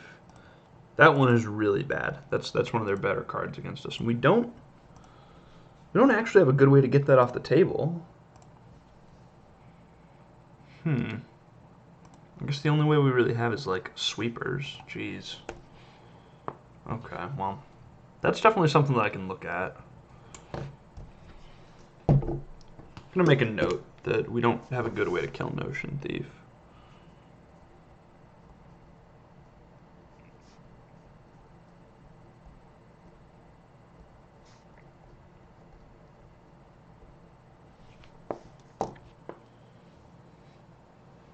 I guess we do have Blast Zone, but that's a tough way to do it. Alright, I'm just going to start by casting a Thought Distortion here.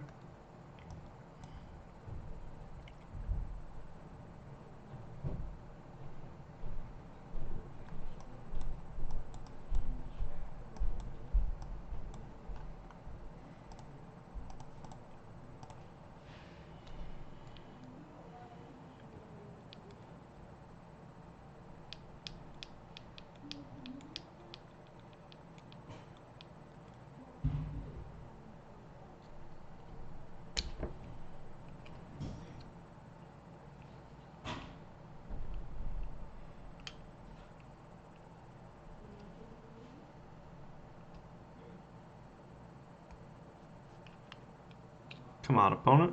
Doesn't matter a whole lot, like, unless you find like a land or something, then it's just getting taken.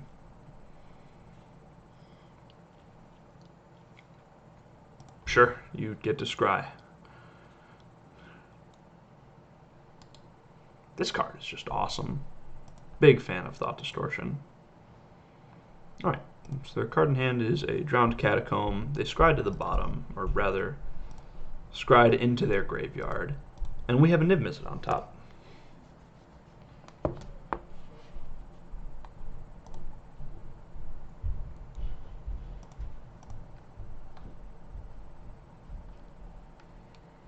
Now, Niv Mizzet honestly isn't the greatest because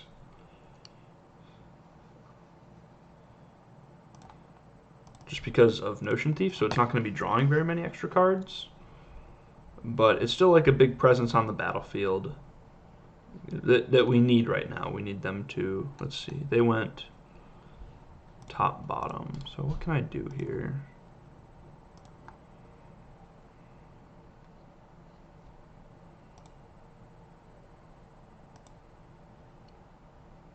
Just checking my mana base real quick.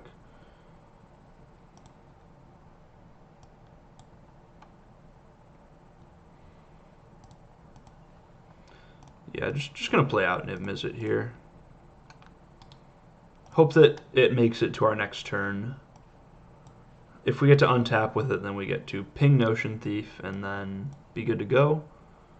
So fingers crossed. They did scry one at the top. I would imagine it's some sort of counterspell, but not super concerned about it, to be honest.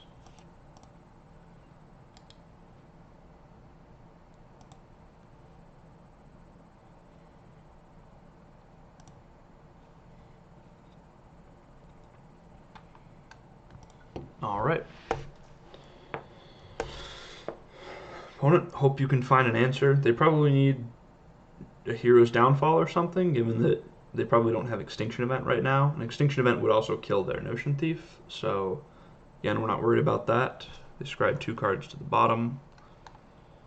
So they're going to need something really good here. Another Notion Thief would be pretty bad for me, but not something that I'm super concerned about.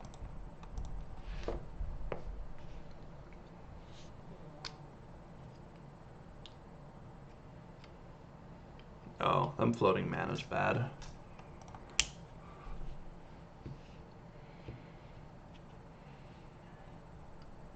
Well, actually no, it's not, because we know that they scribed something to the top last turn. We know it wasn't the island that they played this turn, which means their card in hand is very likely to just be a counterspell. So, yeah, we're not very worried here. Oh, Zagoth Triumph, sure.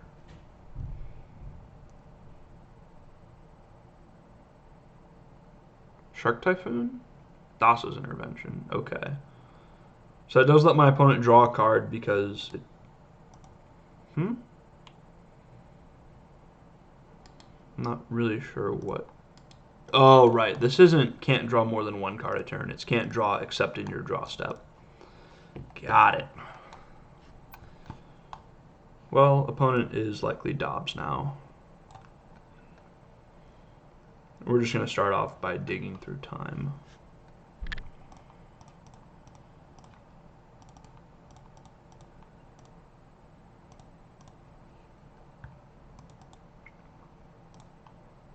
All right, they just decided to concede. So we did get there. You know, we 3-2'd the prelim. Not exactly the result we were looking for, but, you know, we had some kind of rough luck against Bolivo in round number 4. I'm feeling good about this deck. Going to be playing it in a Kaldheim Championship qualifier tomorrow. So probably going to make a few changes, but I'll talk about that in the recap. See you in just a minute. All right, hey everybody. So we finished up that prelim 3-2. Not exactly the result we were hoping for, but can't complain about finishing with a winning record. So let's go over how the deck felt.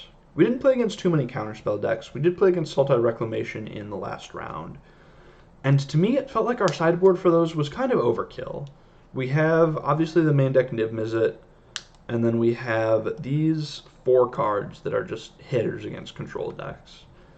And while there may be a lot in the Goldfish pages, in the leagues I've been playing this week, and in this prelim, obviously, we're not seeing as many counterspell decks as we thought. Something that I didn't think of that could be challenging going forward is that there's a lot of Notion Thieves.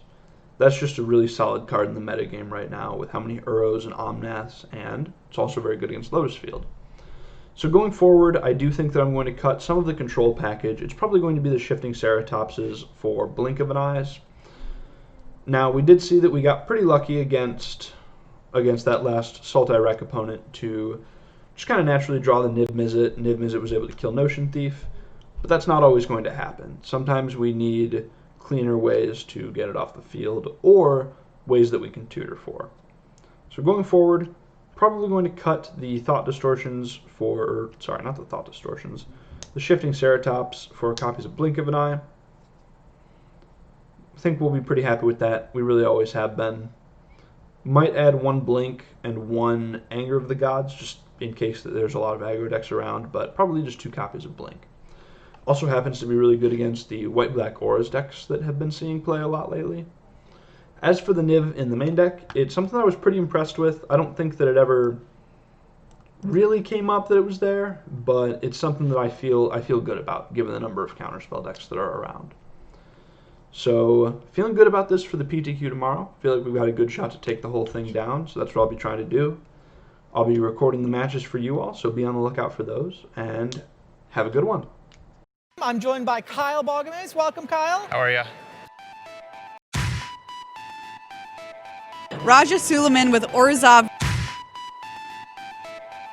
Max McVitie. Congratulations to Brian DeMars. Zach Allen. I wouldn't be here without these guys, though. So. And the champion of Proto Kanzatake, Ari Lax.